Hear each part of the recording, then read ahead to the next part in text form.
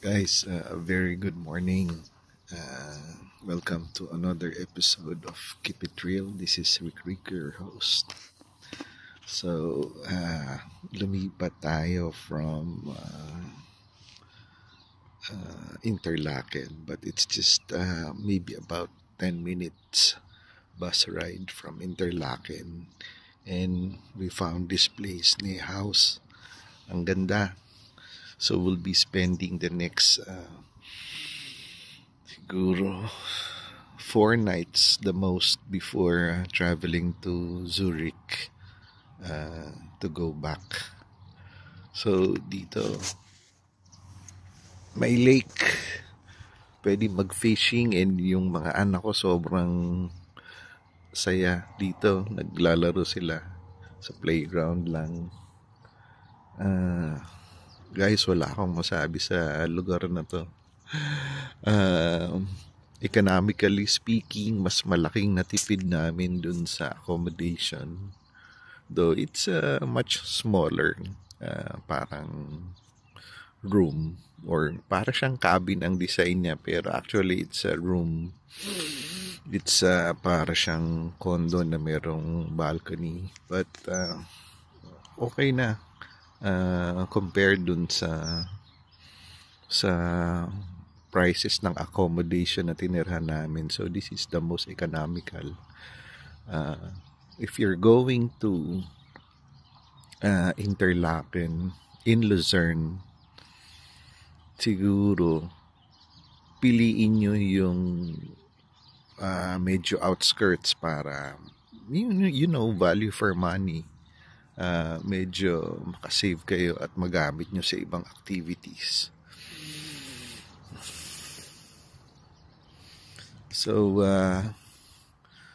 I met fellow Filipinos yesterday.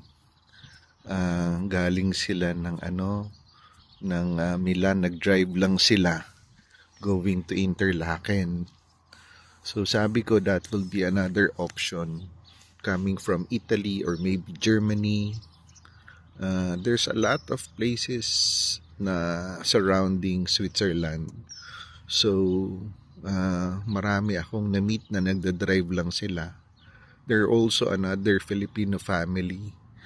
Nanggaling naman sila ng London. London-based sila. So nag-drive lang rin sila papunta ng Switzerland. So siguro next time, if you can, rent an RV, a recreational vehicle, o kaya yung mga camper van, that will be a good a good idea to try dito. Within this area, meron siyang camping ground. For 4 of us, ang sisingilin nila is about 60 francs per night. So it's up to you if you want to put up your own tent, o kaya magdala ka ng sarili mong RV.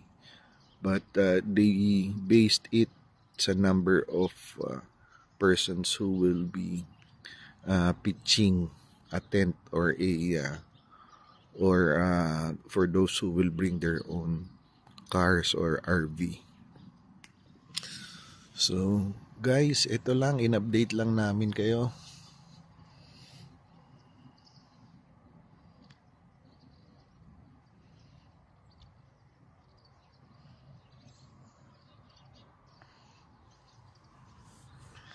If you have questions for those who are planning to go to Switzerland, or siguro sa other part of Europe where we have been to, feel free to comment below, or you send me a private message in Facebook. We now have like 3 group chats, no? Meron tayo for ang ginagamit kasi nila dito sa Europe is WhatsApp. In Asia, tayo sa atin Viber or Facebook. So Pinoy Backpackers is you can access us through these social media sites, no? All right. thank you everyone for watching. Let's enjoy the day. Follow us for more adventure. So again, this is your host, Rick Rico. Keep it real.